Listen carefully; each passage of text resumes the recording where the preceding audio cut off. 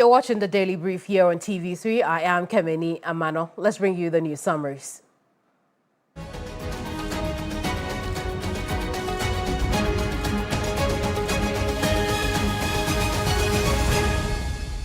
Convened for a special sitting following a recall by the Speaker of Parliament to sit from today, August 24 to Friday, August 28, 2026. The recall comes less than a month after the House went on recess on Friday, July 31, 2026. Interior Minister Muntaka Mubarak has reaffirmed his commitment to curbing human trafficking, street begging and transnational organized crime, disclosing that thousands of irregular migrants have been removed from Ghana since 2025.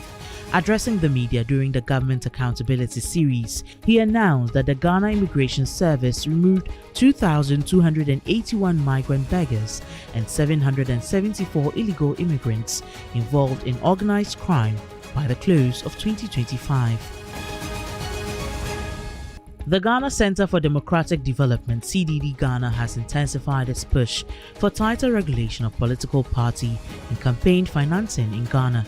The center is putting the spotlight on weaknesses in the existing political finance regime while examining the government's position on proposed constitutional reforms and provisions in a draft law intended to close regulatory gaps. Work is underway to reclaim the Lafa water retention basin at Malam as authorities intensify efforts to reduce flooding in Malam, Weja and surrounding communities. The exercise involves clearing years of accumulated solid waste that have significantly reduced the basin's capacity to hold floodwaters. This afternoon, workers of the National Lottery Authority are demonstrating at the authority's head office in Accra over what they describe as institutional neglect and unfair salary negotiations. The demonstration, organized by the local union of NLA, which is under the Financial Business and Services Employees Union, follows growing tensions between the workers and management, with the union accusing the Director General, Alhaji Mohammed Abdul Salam, of failing to protect their interests.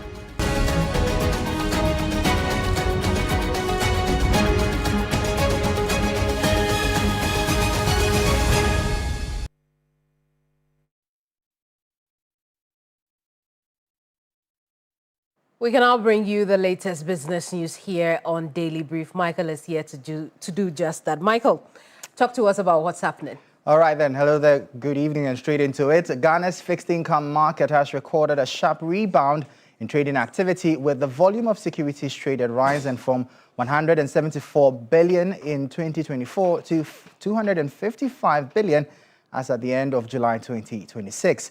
The latest figure has already surpassed the 2025 total, underscoring a significant recovery in investor activity and market liquidity. The managing director of the Ghana Stock Exchange disclosed this at the listing ceremony of Petrosol's Platinum Energy PLC's notes in Accra. Following our DDEP program, the activity trading volumes on the market declined significantly from a peak of 230 billion volume of securities traded in 2022 to 98 billion in 2023.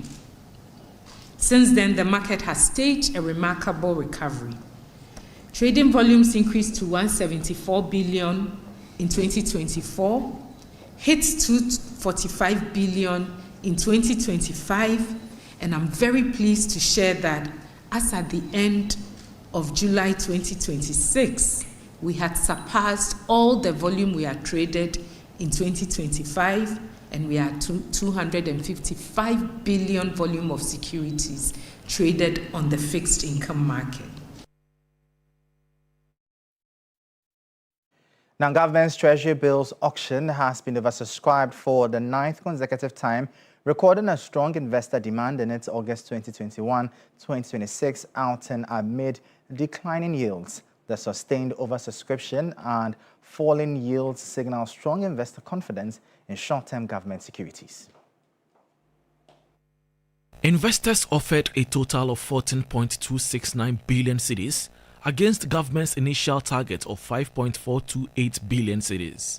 Government, however, accepted 5.854 billion cedis and rejected 8.414 billion cedis in bids across the 3 standard tenors.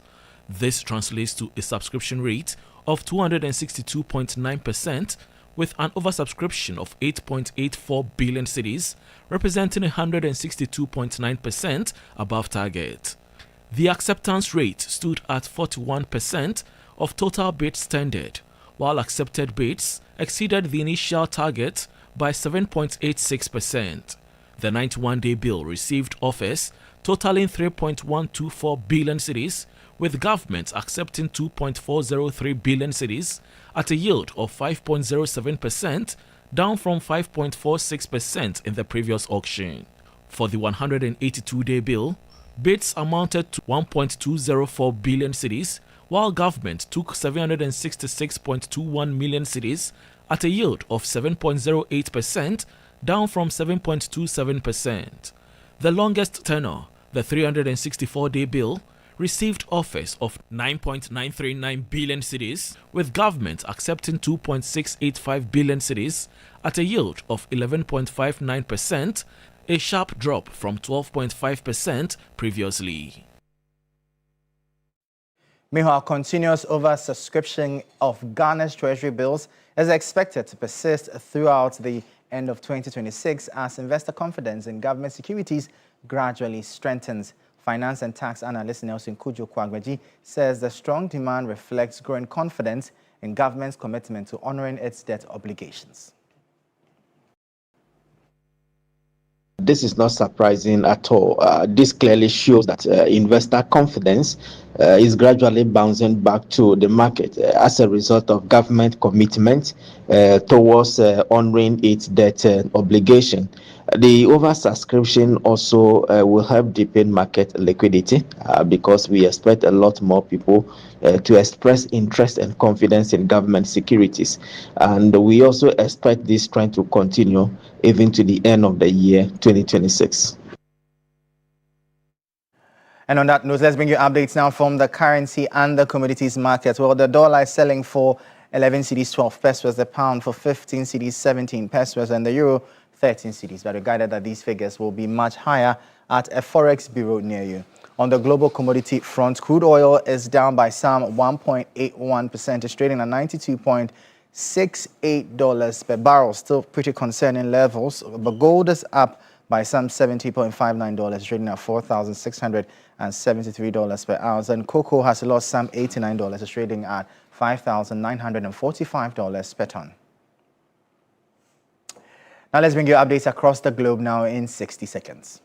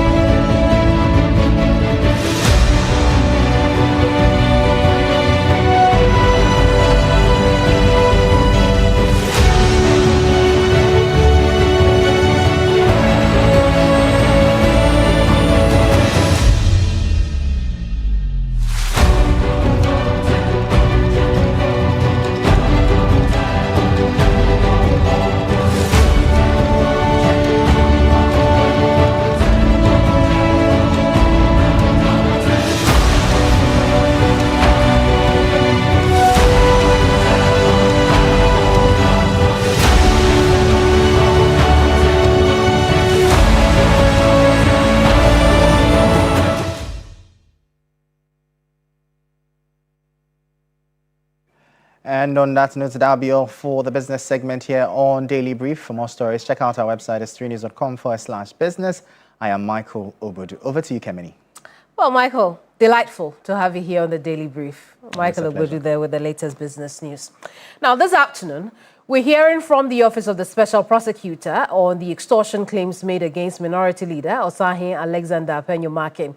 The Corruption Ombudsman says it has become aware of the public allegations made by the CEO of Gold Board, Sami Jemfi, against the Minority Leader.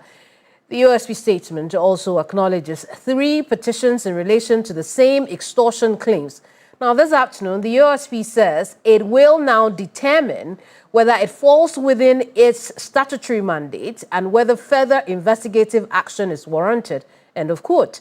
Now, the United Party was first to indicate it will petition some institutions, including the Office of the Special Prosecutor, and we'll talk about that briefly. But I want to show you that statement from the OSP we saw only in the last few hours of this afternoon. Just before coming on the air, this statement came out, headlined "Allegations of Extortion Against the Minority Leader of Parliament." And, you know, it identifies who is making the allegation. CEO of Ghana Gold Board, Sami Jemfi, who the allegation has been made against, the Minority Leader of Parliament, Alexander Penyo-Markin, goes on to tell us how many petitions it has received as the Office of the Special Prosecutor. A joint petition submitted by two persons. We can tell you this is from the United Party because we know the United Party already indicated that two of the executives, Solomon Owusu, one of them, and Mr. Dankwa, the other, jointly petitioned the OSP and other institutions on this matter. But the OSP is also telling us, the Ghanaian people, that there are two separate petitions as well, submitted by other persons in relation to the allegation. And then it concludes by saying, given the nature of the allegations, the OSP will assess the case and determine whether or not it falls within its mandate. It has the mandate. It falls within its jurisdiction to investigate it at all. And this was coming only in the last few hours, just before we were coming on the air. Now, I told you earlier about Solomon Owusu. He's joining us now because he's one of two people in that joint petition submitted to the OSP. Solomon, good evening to you.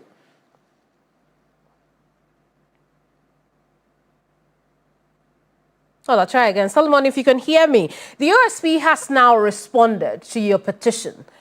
Your thoughts?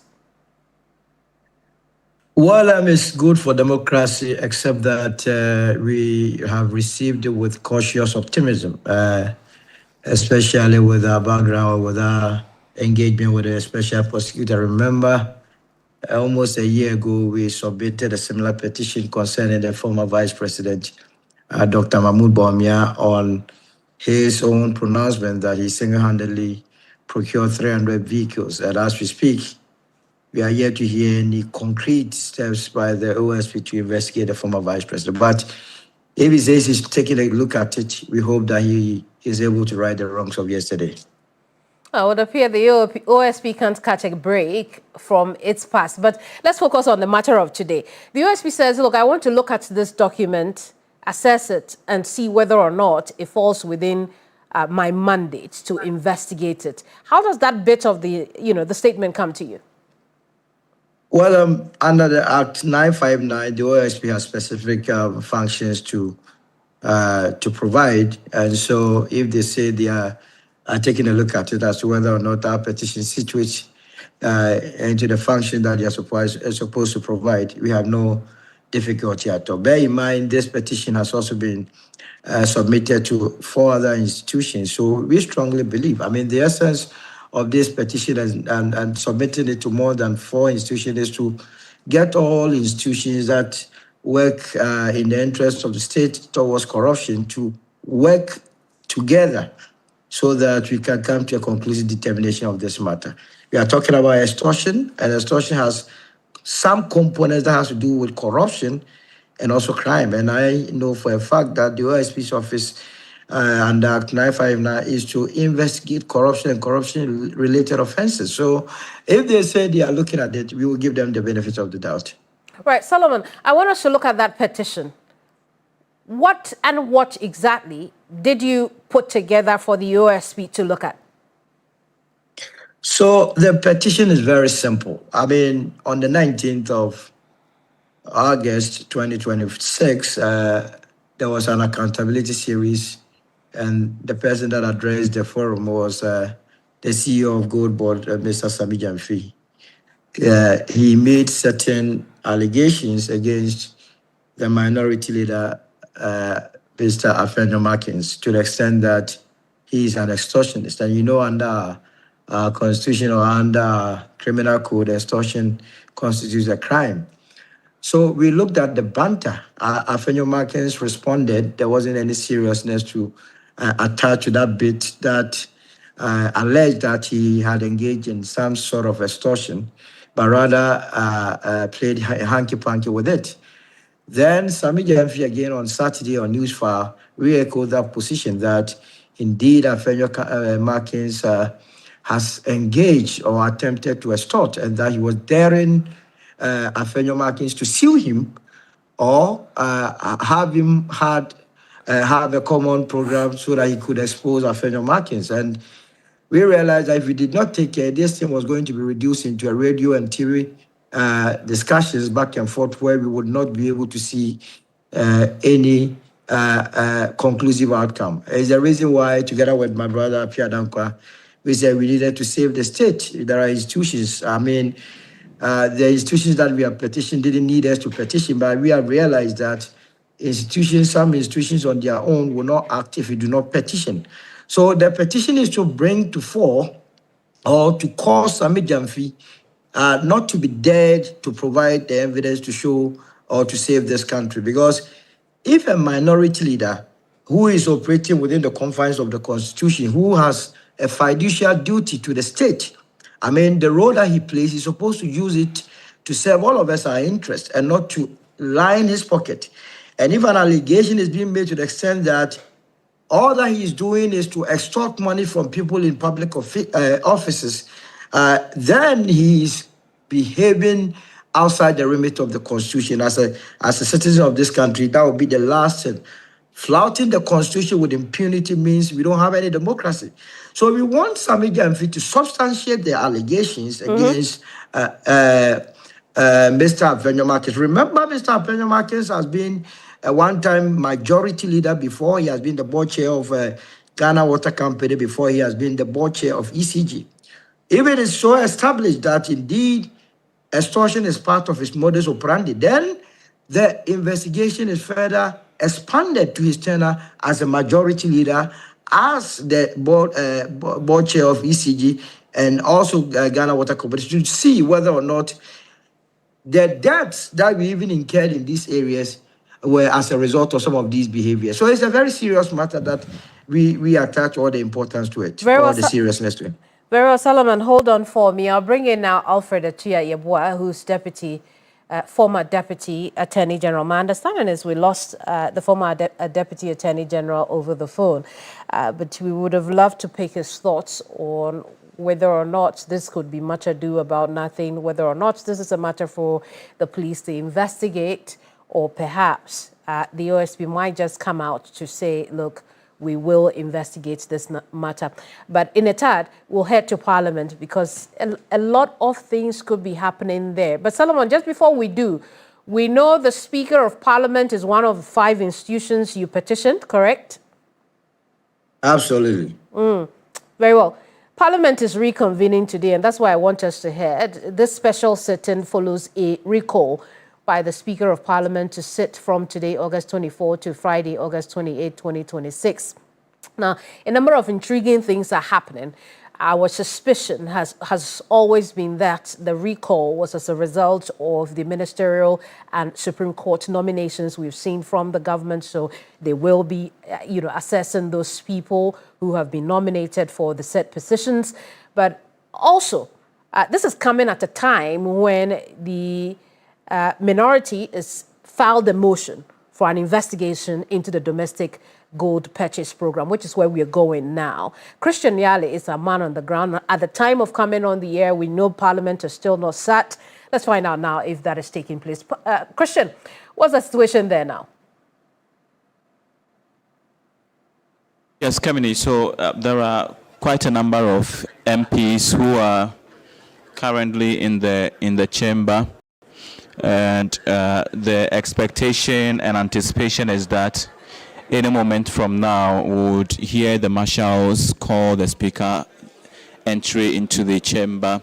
In fact, I see the marshal is seated, and also the 2 chief whips for both sides. On the majority side, Roxton Nelson Dafamapo is here, and on the minority side, for a little over 4 hours, because as of 12 p.m. when I was last in the chamber to see, because that was the time which was communicated and advertised, he was here. That was just shortly after the Minority Caucus had finished their meeting, which is a regular one, because then before every meeting of Parliament would begin, both caucuses would usually meet to discuss what plans they have for the meeting. And on the minority side, basically, they have one agenda spelled out already, which is largely on the 1.7 billion gold losses, which they are expected to file a motion to call for inquiry into it. So right now, when you get into the chamber, it is pretty calm. Let's take it one after the other. Just a while ago, there's some MPs. Let's take it one after the other, right? We know that they should have sat by 12 p.m. We see live pictures from the chamber. People are chit-chatting, which means that they are not in session yet. What could be the reason? What are you picking up? So, yes, it is right. And just as I was about to say, I mean, in the conversations of some of the MPs, a while ago, one mistakenly turned on the microphone and he could be heard in the local parlance questioning why nothing is happening as of yet, because it's been well over 4 hours. Now, the understanding and the basic understanding is that usually for a meeting of this sort, for today being the first day, you'd have the business committee meet to discuss the agenda for today, which would be advertised or published in the order paper. Now, there is a change in leadership, right?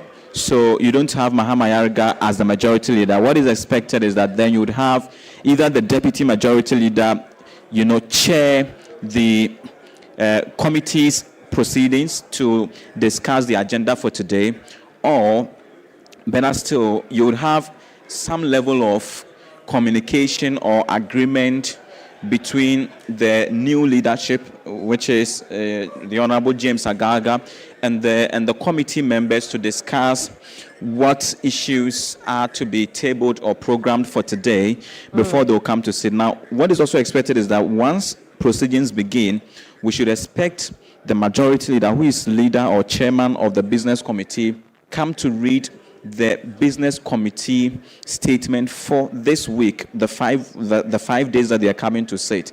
Now, in his absence, the deputy majority leader should do that. I have not cited Kweku Rekethagan, who is the deputy majority leader and deputy chairman of the business committee. And so it presupposes that likely or very likely the situation has been that leadership from both sides have been in conclave and trying to iron out the issues to be discussed or to be dealt with, which is largely what has occasioned the delay. Earlier, Speaker was expected to send a Democracy Cup trophy to the Chief of Defense Staff, so we're thinking that probably that was the reason, but I later would realize that it was even the clerk to Parliament who went to make that presentation. So it means that Speaker has been around and he would want to chair this proceeding himself. So really, we are still wondering as to why. And some would question that if this is indeed an emergency meeting, then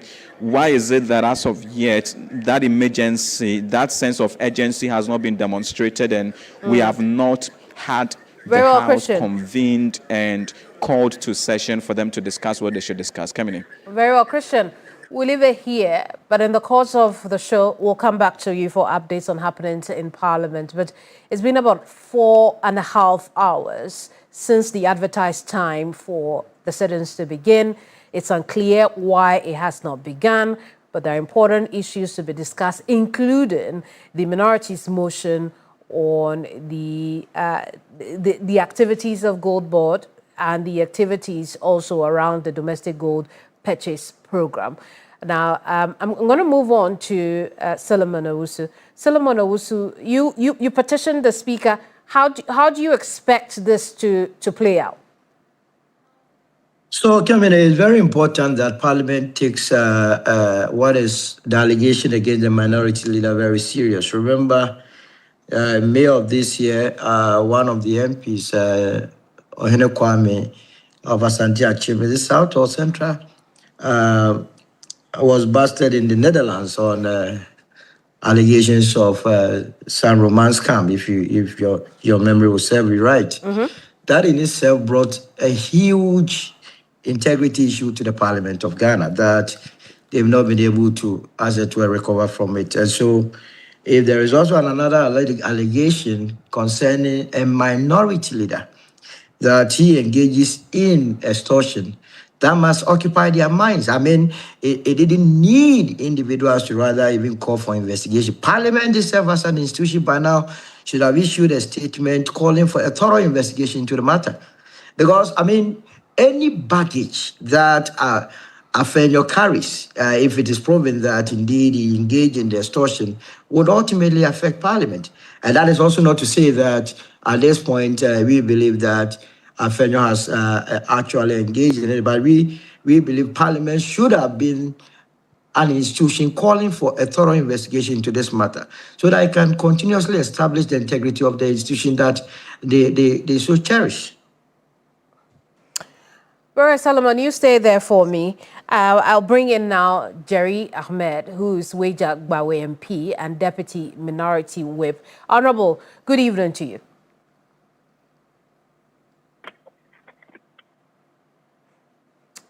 Well, I'll try. Good evening. How are you? We're doing well. Honorable, let's talk about the sit-ins today. Is there a special reason why sit-ins have not started yet, even though the advertised time was 12? Oh, we are just about to start. You know, what we usually do is to engage more on issues before we go into the chamber. So we first had the business committee meeting, and there have been few agreements and non-agreements or disagreements, and therefore there was a need to have some more engagements, and we're about to have conclave and then go into the chamber. So yes, these are sometimes bound to happen. I see. Today's is unusually long, and it's got people very curious about why. Could it have been because of your motion? Oh, no. I think it has been largely because it's a recall. You know, most people have traveled and they have to come back from their constituencies. And so, being the first day, you usually not get people coming in like that. So I think they're also expecting numbers. And that is also one of the reasons we may have not started. But largely because we had a business committee meeting. Very well. Honorable, I want you to take a listen to Sanerugu MP and a member of the Finance Committee in Parliament who spoke on the motion that the minority filed. Let's take a listen. Curiously, there's no mention of Gold Board. The 2025 motion. This current motion. I see.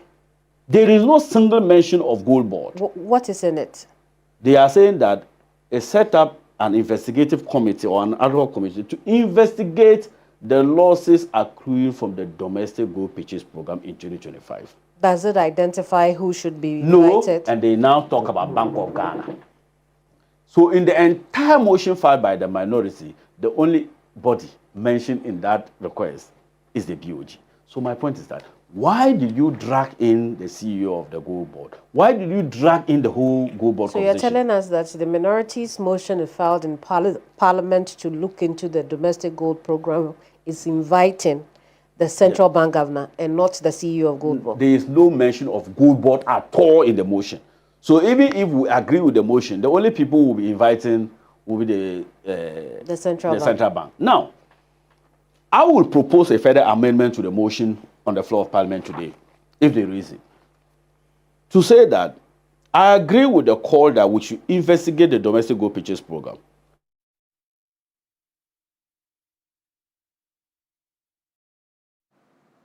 There'll be more on that later. But Honorable, you heard him. He says that the motion you filed really does not have Gold Board in it at all. Is this true? So exactly who is that? Oh, the Sanerugu MP, the Honorable Ataisa. Honorable Ataisa, then he hasn't read the motion. If he's read the motion, he won't make the treatment. Let me give you, if you will allow me, please just permit me to read just a portion of the motion, and then I am a signatory to the motion. I'm an applicant. Just like Honorable Kujo Ponkuma, Honorable Amin Adam, or Honorable Foko, and Honorable Vicenta Sefa, and then Honorable Che. So if he hasn't read the motion, unfortunately, as a member of Parliament, he didn't have to say what he hasn't seen and read. Let me make reference to the motion for you. Just hold on a second. And then, because this is what the motion says. Notice of motion under 127. And then let me just go ahead and present it. It is that this Honorable House, pursuant to Article 103 of the 1992 Constitution, and Standing Orders 204, 212, 213, 262, and 26. Right, Honorable, are you still there? Let me make the point, please. Let me make the point. If you call me, listen to me. If you are not ready to listen. I thought we lost you, Honorable. Yes, so listen to me, please. You said you wanted to find out, so I'm giving you the details of it. And it goes on to say that to investigate the circumstances under which $1.7 million loss was incurred in gold trade transactions between Gold Board and the Bank of Ghana for 2025, and the circumstances under which the Bank of Ghana declared the loss of 9 billion cedis for the year 2025. That is the beginning of that's the commencement of the motion. That is what has been captured. So how can anybody tell you that that is not an issue for discussion or inquiry? He didn't say it's an issue for discussion. He says that you didn't. That has not been captured. Yes, you didn't mention Gold Board at all. But I've just read to you. And does it not include Gold Board? Did you not just hear Gold Board? That it is the activities or the transactions that Gold Board or the positions of Gold Board that has to be investigated. That has led to the loss of 1.7 billion, an equivalent of 22 billion Ghana cedis. So how can anybody say otherwise? That is clear. And I can share a copy of the motion with you for you to peruse and review and whatever you want to do with it, respectfully. But both Board and Bank of Ghana, their activities have cost us 22 billion loss. And we are saying that we want to have another committee set up for an inquiry into the activities. That's all. Why an ad hoc committee and not any of the committees you already have? The Finance Committee, the Economic Committee. Why an ad hoc committee? An ad hoc committee can bring in very independent people. It must not be just respectfully members of Parliament. It can bring in someone, for instance, an auditor general to be a part of the process. It can be someone who is into gold business, who has a lot of capacity and knowledge on activities of gold. It can bring somebody who is dealing with forest. And these are the issues. So an ad hoc committee does not necessarily mean that, or we don't need a committee directly from Parliament, whether the standing committee or whatever committee or the select committee, which is already a part of Parliament. We are looking at bringing all the independent-minded people also on board to, as it were, get the details of the activities and operations of the Gold Board and Bank of Ghana in whatever transactions they do, and in reference to gold business. Very well. Honorable, is it minority expectation that the motion will see light today? Well, we are just going to the chamber. If there is an opportunity and the same has been captured, we would have to say moved. But obviously, first of all, it has to be admitted by the Right Honourable Speaker. And if the Right Honourable Speaker admits it, then we are good to go. And then we can say today that, okay, we can take this motion or we cannot. And that is within his remit, really. It is not within the remit of members of Parliament. That is the power the Speaker has. Speaking of the Speaker, we know that a petition has gone to the Speaker to look into allegations of extortion made against your leader. How concerning is this to members of the caucus? You are dealing with a chronic liar, a pathological liar. Somebody came to me this morning and said, look, this guy is a lying machine. This is what he has been doing over the period. Was he not the same person who said $40 million has been paid to Akufo-Addo? And Akufo-Addo has been bathing on private jets. And Baumia is the owner of Haptel and he's receiving all money from ECG apps. Is it not the same person? Who are you referring to as a pathological liar? Make my point. When you ask me questions, respectfully, allow me to make I want to know who you are referring to as a pathological liar. I'm referring to the one who is making comments of extortion. Oh, right. I'm referring to Sammy Jansi. I'm referring to the CEO of Gold Board. Is it not the same person? He's a chronic liar. He's a pathological liar. He's someone who has been consistent with lies. So if me, Sammy Jansi calls me by any name, I'll take it as very trivial. I won't even pay attention to it. But let us deal with the issues. Was he not the same person who was on boats crossing river bodies and having press conferences all over the place? Is he not now the number one beneficiary of Galamsey?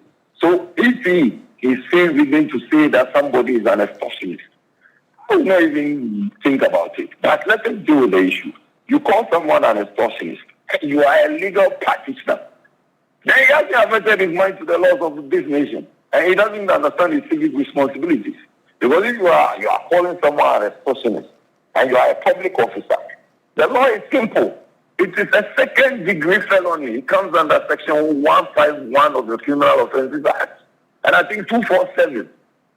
What you need to do is to go to the machinery that you wield. That is what government wills. Government wills authority and the machinery to investigate matters of such nature. That you can say that, oh, one has extorted. Prove beyond every reasonable doubt. Make your case. Have the person picked up. Deal with the issues. But you are there because now you have been told that there are 22. You have whatever. You've made losses of 22 billion Ghana cedis.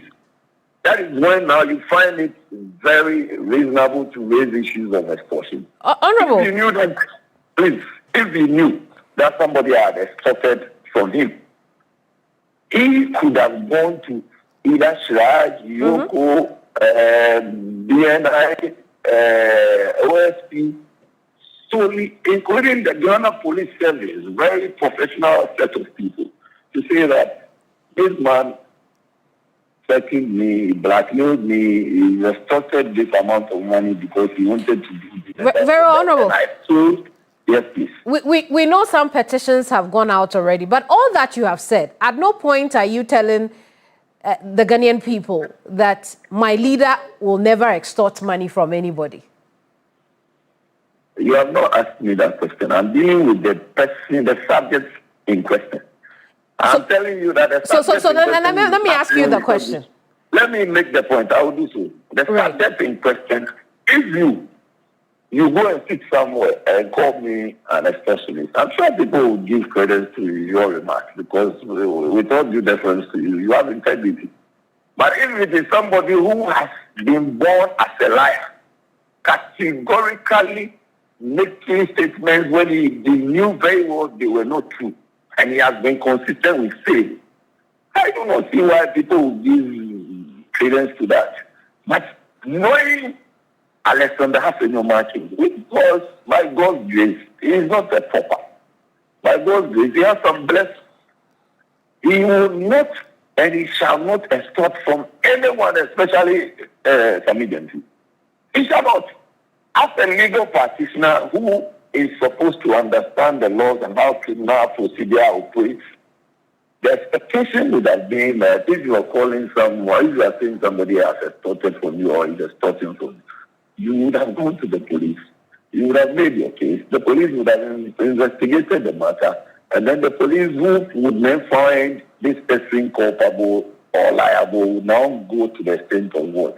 Taking an action, including prosecuting this person.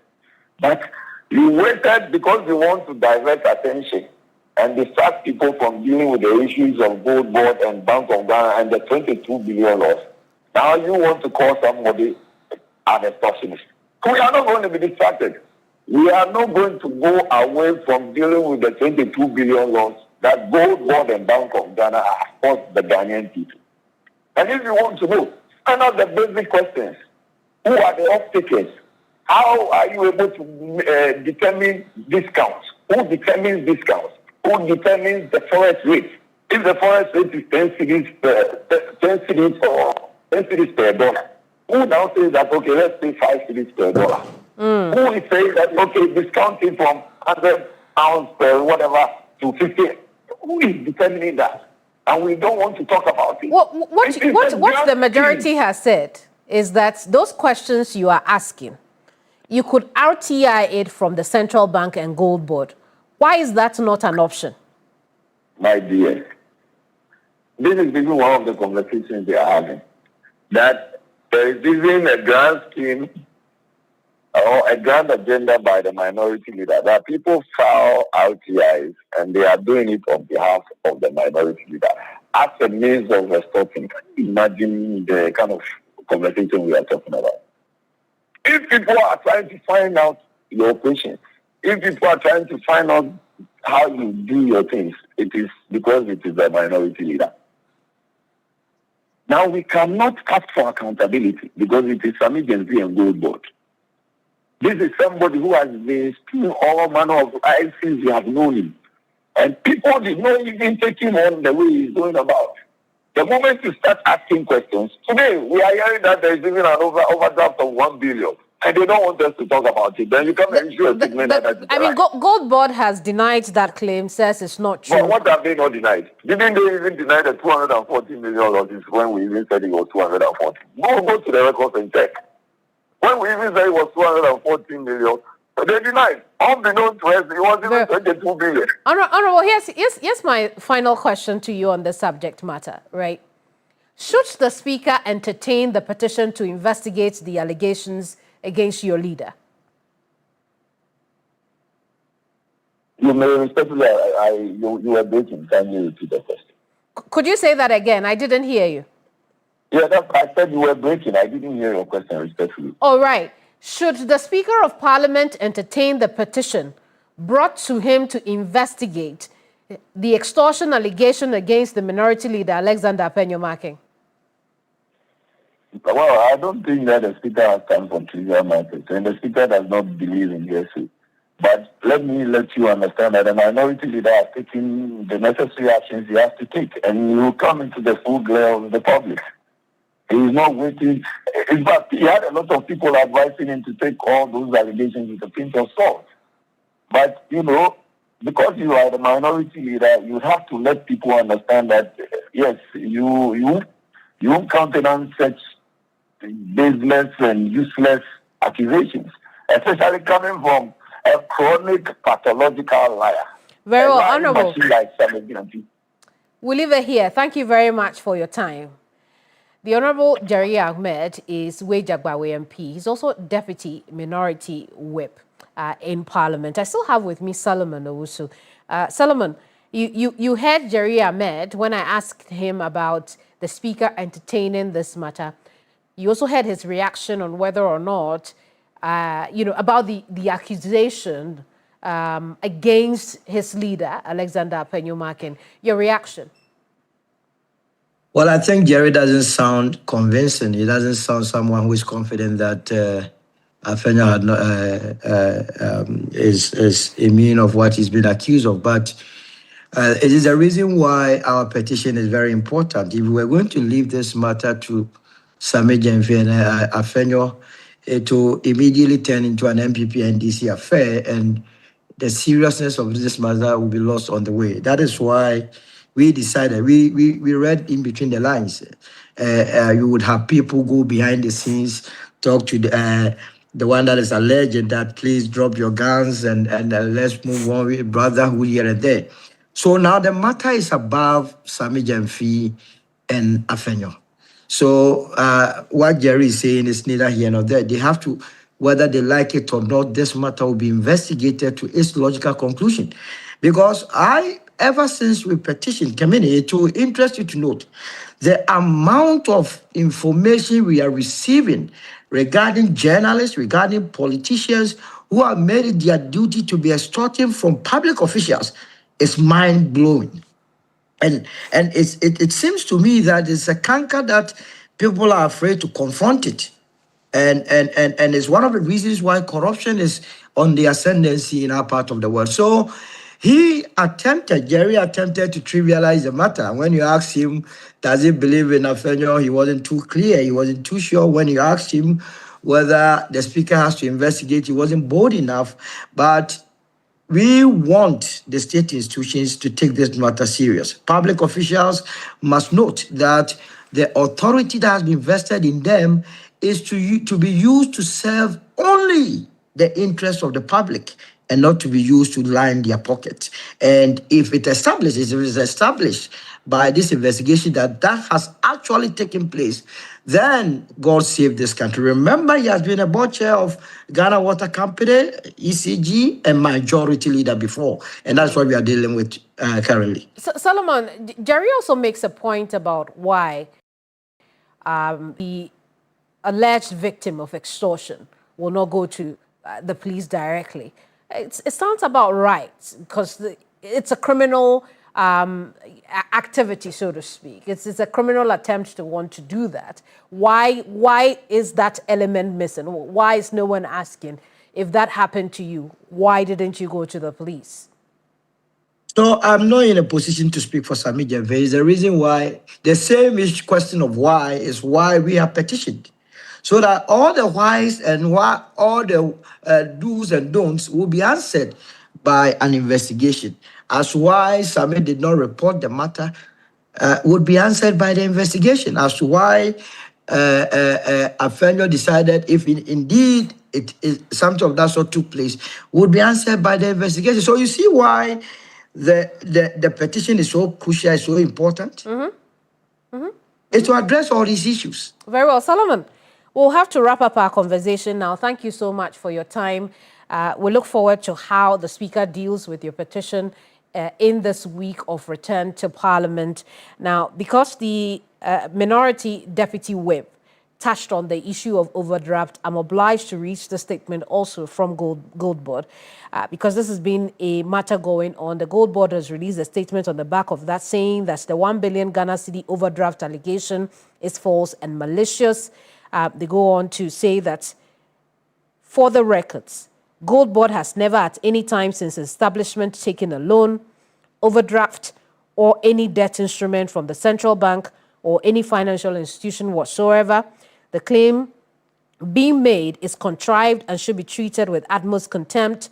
We entreat the MP in question, who made this claim initially, to unequivocally retract and apologize for putting out this falsehood. This is coming from Gold Board in response to allegations of a 1 billion cedi overdraft. Now, we'll stay on the subject of Parliament returning to work. We're almost returning to work because we are unclear whether or not the sitting will start today. Perhaps we'll go back to Parliament a little later and check in on that. But the truth of the matter is, today we are supposed to return to work after the Speaker ordered. So, top of the issues, what could be the vetting of ministerial and Supreme Court nominees announced recently.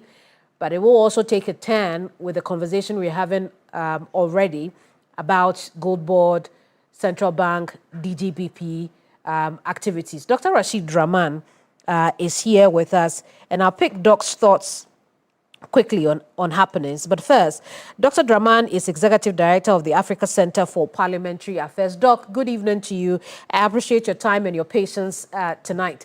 But you've had the conversation. Parliament is reconvening, but is reconvening at a time when some very interesting events, intriguing events have taken place. Some may even say very disturbing events have taken place as far as, government activities, Parliament activities are concerned. Today we know there is a motion that has been filed for government to answer questions surrounding gold trade, but also there's a petition against the minority leader over allegations of extortion. So we've got a lot of things happening in Parliament now.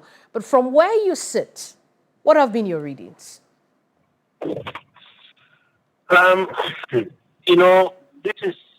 This is very disturbing. So first of all, from where I sit, I think that the minority in Parliament, not this minority, any minority at all, has a responsibility to get governments to answer questions. It's just very worrying that in the process of getting government to answer questions, this allegation is coming out. So there are two aspects to it. For me, first of all, the allegation should not distract the minority from getting the gold board or whoever is concerned to come and answer questions as to why we lost what we lost or whether indeed we actually lost money. So that's one aspect of it. The second aspect of it is this allegation. And, from where I sit, I think the office of the minority leader, not Honorable Afenyo Market, but the minority leader's office, is a very important office within our democratic architecture. And nobody should put allegations and then allegations are swept under the carpet, because in any democracy, the duty of holding the government to account is always the leader of the minority. The leader of the minority, he is front and center in terms of leading the charge. He or she is somebody who has to command not only the respect of his corporate, but very to hold the government to account. So if somebody comes to say the minority leader is an extortionist, then it's not a matter that we take lightly in our democratic constitution. So the Speaker should take that petition seriously? Oh, yes. Take that petition very, very seriously, because we want to make sure that the name of our minority leader in Parliament is clear. Or if indeed maybe there is some questions for him to answer, let him answer those questions. If for any reason the person making the allegation is making false allegations, then I think he also would have very well some questions to answer in terms of contempt to Parliament, because denigrating the office of the minority leader is by extension bringing Parliament into disrepute. Very well, Doc. And in 30 seconds, if you could just take this question for me. When you hear the issues around the gold board, not gold board, but the central bank's DGPP, and minorities attempt to have questions answered, would it be your advice to the majority caucus who have the numbers to support this in the name of good governance wholeheartedly to ensure that we get the clarity we need as a nation? You see, so I think fundamentally there's even everything wrong about how we go about, appointing people to these institutions. Look, the office of the governor of the central bank should be one that should be above politics. We shouldn't have an NDC governor, an MPP governor, as we've had over the years. Many years ago, when the Bank of England was looking for a governor, they went and hired a Canadian who is currently the Prime Minister of Canada. Very well. Because they think this is very important. And so I think we have to go back to that fundamentally. Otherwise, these political appointments, that's what they result in. Very well. Doc, we'll leave it here. Thank you so much. Dr. Rashid Draman is Executive Director of the Africa Center for Parliamentary Affairs. You're watching the Daily Brief here on TV3. I am Kemini Amano. We'll take a quick break. When we come back, let's talk about the NPP, but particularly Chairman Wontumi. Don't go away.